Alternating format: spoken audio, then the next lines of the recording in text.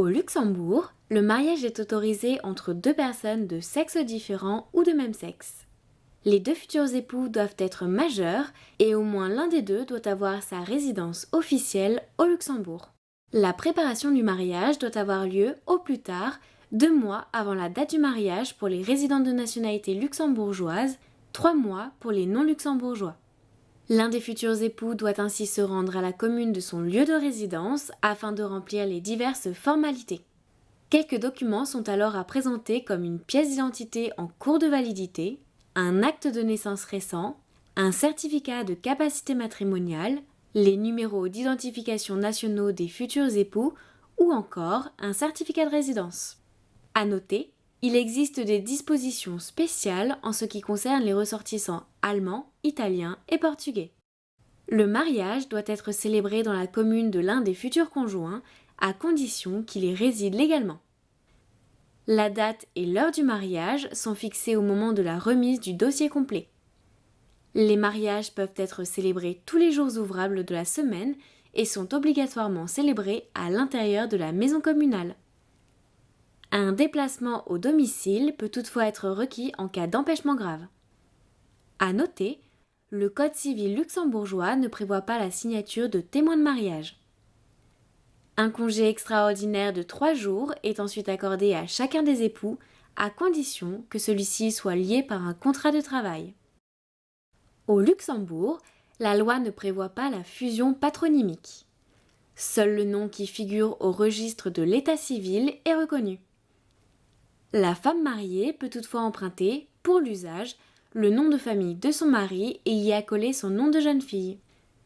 Il est également possible de modifier son patronyme. Une demande écrite motivée doit alors être adressée au ministère de la Justice. Si les époux décident de ne pas signer de contrat de mariage particulier, ils sont automatiquement soumis au régime légal. Ce dernier est fondé sur le principe d'une communauté réduite aux acquêts. Avec ce régime matrimonial, les biens des mariés tombent en communauté.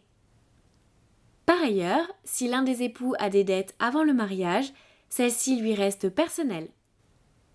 En ce qui concerne les dettes contractées par l'un des époux pour l'entretien du ménage ou l'éducation des enfants, elles peuvent être poursuivies sur l'ensemble des biens communs. Les époux qui le souhaitent peuvent choisir le régime de communauté universelle. Tous les biens du couple, acquis avant le mariage, mais aussi après, appartiennent ainsi à la communauté. Il n'existe donc pas de biens propres, à l'exception des vêtements personnels et des souvenirs de famille. Toutes les dettes sont également communes. En signant un régime de séparation de biens, les époux conservent l'administration, la jouissance et la libre disposition de ces biens personnels. Il n'existe donc aucun bien commun entre les mariés. De la même manière, chacun doit assumer ses dettes, à l'exception toutefois des dettes contractées pour l'éducation des enfants ou l'entretien du ménage. En cas de décès, la communauté de biens peut être attribuée à l'époux survivant. Il existe toutefois des conditions spéciales lorsqu'il existe des enfants nés d'un premier mariage.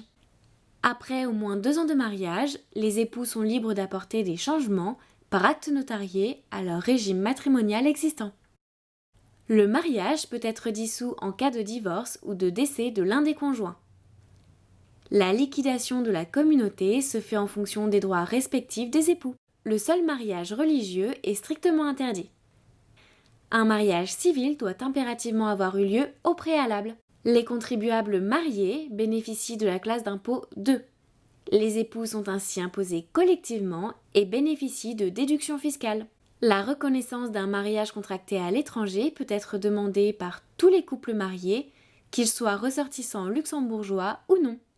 Les 2 époux doivent tous 2 résider légalement sur le territoire luxembourgeois. Cette démarche offre de nombreux avantages aux époux qui décident de s'établir au Luxembourg, que ce soit pour des raisons fiscales, de sécurité sociale ou de filiation. Pour faire reconnaître leur mariage, les époux doivent ainsi se rendre à la commune de leur domicile. Ils doivent alors présenter un passeport en cours de validité et l'acte de mariage authentifié. Une fois le dossier validé, Le mariage pourra être ainsi transcrit sur les registres de l'état civil du domicile des époux.